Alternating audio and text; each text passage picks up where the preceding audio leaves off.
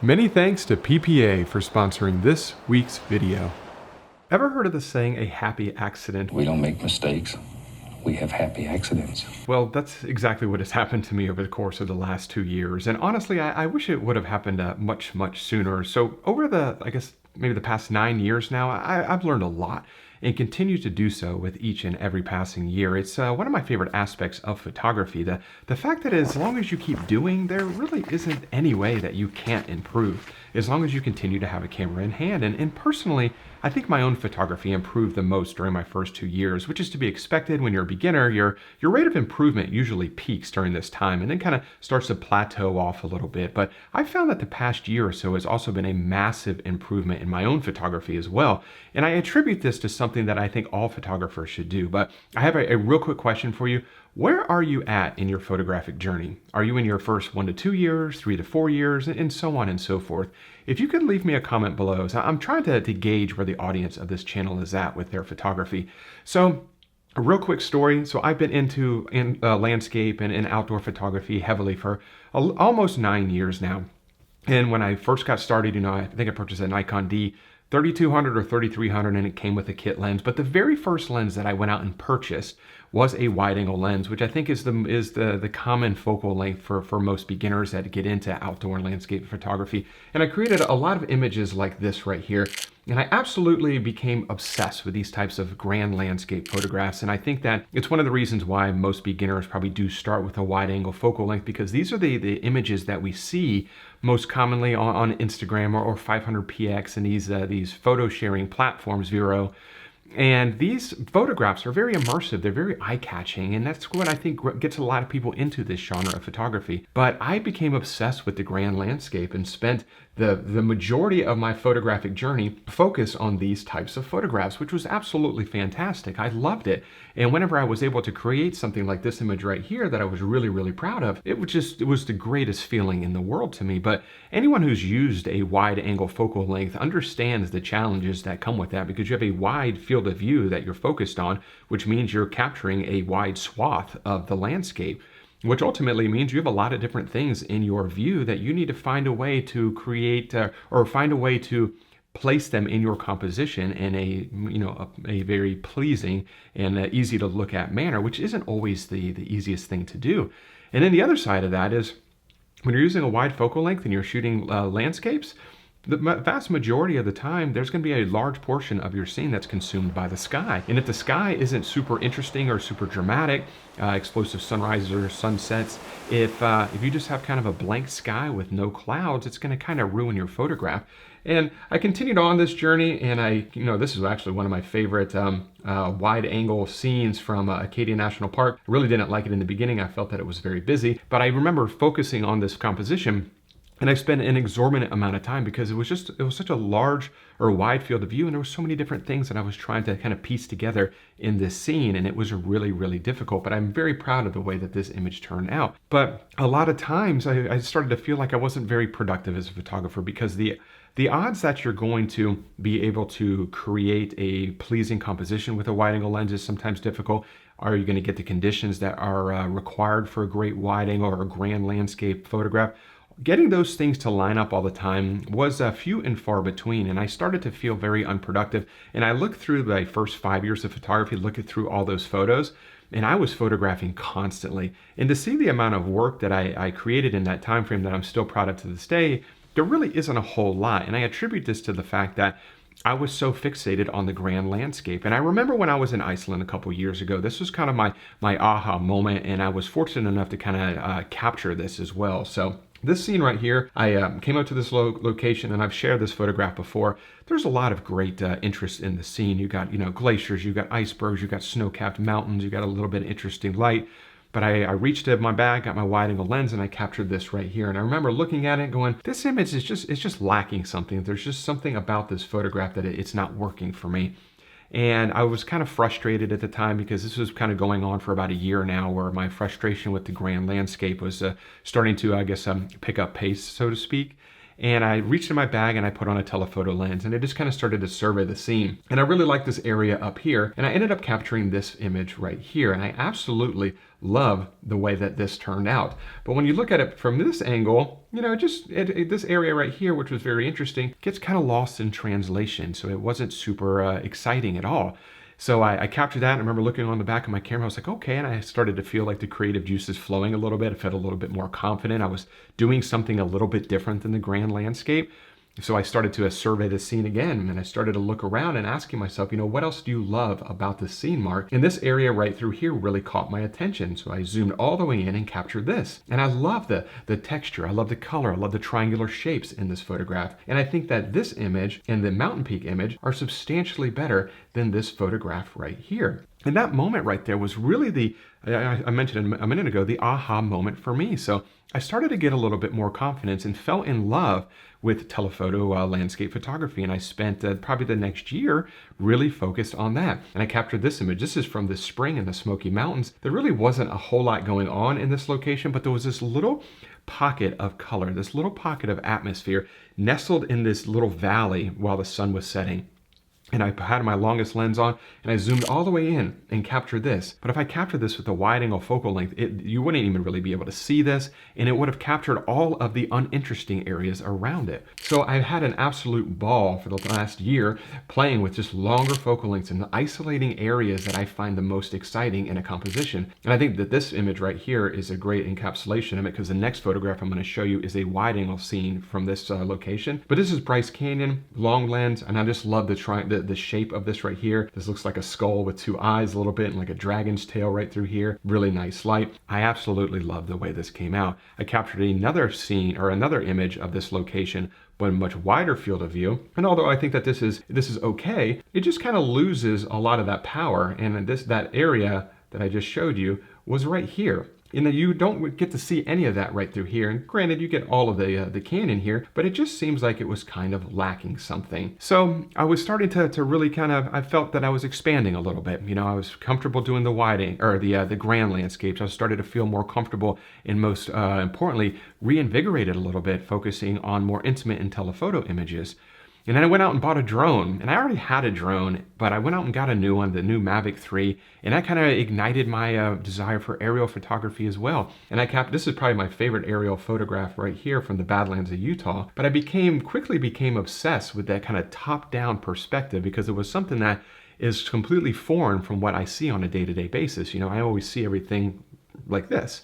So to be able to see something top-down from a very high altitude was something that really started to intrigue me. And I love this image. It's a geothermal hot spring in Iceland. This right here is a lava field in Iceland, which I absolutely love. You know, another image from the Badlands. And this photograph right here actually got me focusing more on abstracts a little bit, because sometimes when you're flying and you're focused down, those images are kind of hard to determine exactly what you're looking at. And I love that momentary sense of confusion. But this image right here got me thinking a little bit more like abstract photography. So I started to focus on this. And this is from the Oregon coast just a couple weeks ago. I've been working on this. It's not fully edited, but it's just I don't own a macro lens. Actually, I just ordered a macro lens, but this is just my longest lens kind of zoomed in as far as I could get it to focus, but it's just a close-up image of some seaweed. But I really like the way that this came out. One more image right here. This is a raw file that I'm going to start working on, but this is just the sun was setting. There wasn't a lot of interesting features or rocks or anything or tide pools at this beach along the Oregon coast. But there was just these nice textures, that's golden sunlight raking across these patterns right through here. And I really liked the way that looked. And then once again, just some ripples, just a little flowing river along the ocean coming down from the beach area, just like a little tide pool area, and just zooming in and just capturing the different textures, the different color contrast between the highlights and the shadows. And that's something else that was just completely foreign to me. I never focused on any kind of abstract photography at all.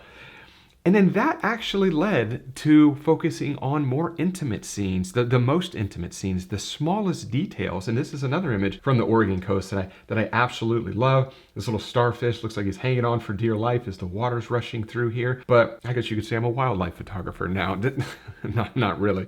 But I never photograph animals, and I photographed this starfish. And I absolutely love the way that this turned out as well. But this is from my Colorado workshop a few weeks ago as well. This is frozen golden dew on this nice autumn leaf, but these are the smallest details that I never really paid attention to either. And just one more, just a tiny, tiny bit of dew on this blade of grass. And then I started to even dabble in intentional camera movement. Actually made an entire video about it, something that I never had done the first 85% of my photographic journey until recently. Captured this one right here in a local area this past spring. This one right here from Acadia National Park last fall. Just another one of that I found that was kind of interesting. Looked like an oil painting, a Monet almost. But where I'm getting at with all this is I was really expanding my photography for the first time. I've been into photography for 9 years, spent the first 6 or 7 photographing the grand landscapes and never branched out beyond that. Now, real quick, just sticking with the topic of expanding your photography, I do want to say just a real quick thank you to the sponsor of this week's video, which is Professional Photographers of America, or PPA for short. So regular viewers of the channel have heard me mention a few times this year about the nonprofit Professional Photographers of America and all the incredible resources they offer. But today I want to quickly highlight one vital component that every photographer who wants to make a living with their camera can benefit from, and it's called PPA's Bridge the Gap curriculum. On top of the over 900 online educational videos you get when you join, you'll also receive personalized curriculum that helps photographers bridge the informational gap, so to speak, between being a creative and a successful entrepreneur. You'll learn things like how to attract the right clients for your business, how to enhance your personal branding, and even how to market more efficiently within the growing digital landscape. So be sure to check out the link in the description below for additional information and to receive $25 off your PPA membership today. So I've started to get to the point to where I realized that keeping myself as uncomfortable as I possibly can was probably the best way to grow my photography, because I was doing things that I was not comfortable with at all. I was only comfortable with the grand landscape, and I had confidence in it. And even though that I very rarely created a grand landscape photograph that had all the conditions that I wanted, I felt comfortable doing that. And then I started to branch out with telephoto photography, more intimate scenes, and aerial photography with drones, or abstracts, or intentional camera movement, or macro style photography. Starting to branch out from the things that I was already comfortable doing and putting myself in situations that made me feel uncomfortable, I think was the greatest thing that I've ever done for my photography. It expanded my photography, and most importantly, it gave me confidence to be able to create something regardless of the conditions and regardless of the location I'm at anywhere in the world. And I firmly believe that regardless of what you're doing, whether it's photography or basket weaving or playing the piano or the guitar, whatever it is, if you stay in your comfort zone or your proverbial box, so to speak, that is a recipe for I don't want to say recipe for disaster, but you're not going to grow. The best way to grow, I firmly believe, is to create very uncomfortable situations for yourself, and that would expand whatever it is you're trying to expand.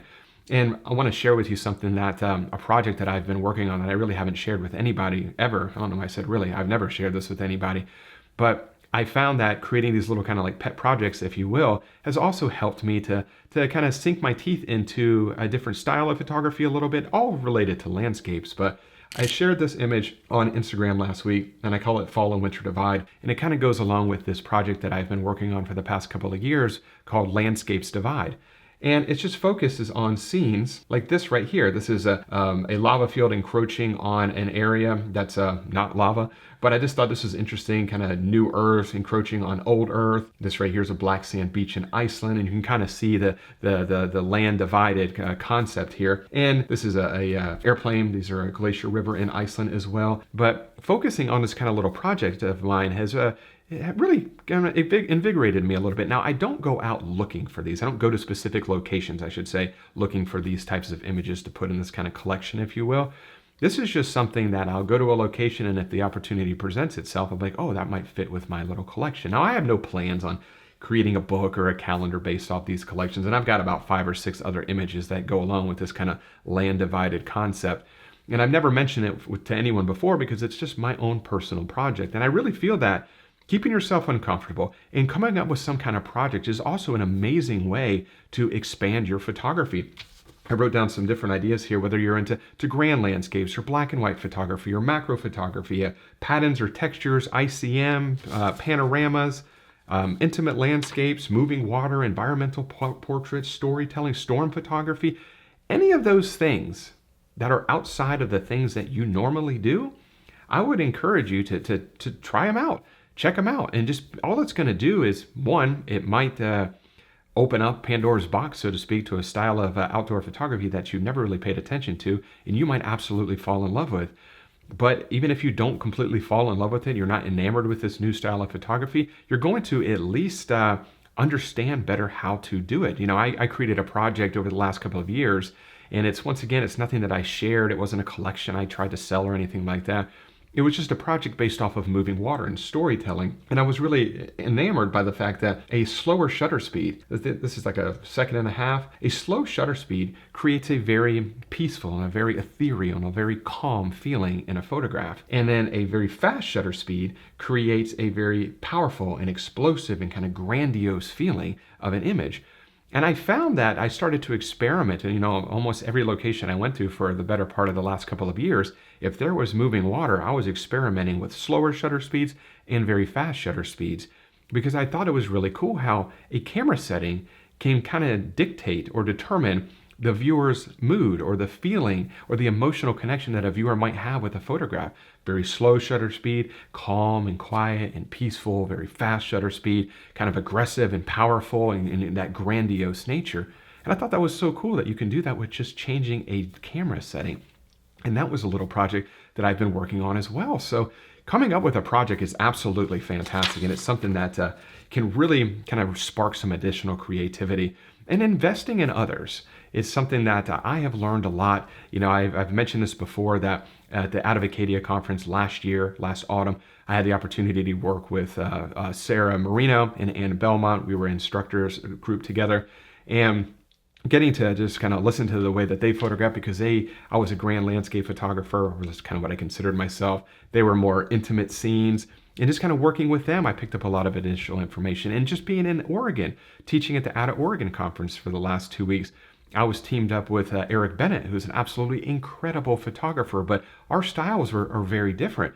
But just talking to him and spending 2 weeks working with him, I learned a lot as well, just the way that he sees the landscapes. It was just, the landscape. He saw things completely different than I saw it. So investing in others and always having the proverbial doors open in your mind to accept any additional new information that might be something that could help you out in the future is super, super helpful and beneficial. So those are things that I think that every photographer should do. Keep yourself as uncomfortable as possible and constantly be trying new things out. It is by far the best way to expand your photography. And I'm not saying if you're a landscape photographer, go try to become a wedding photographer or a portrait photographer or wildlife or sports.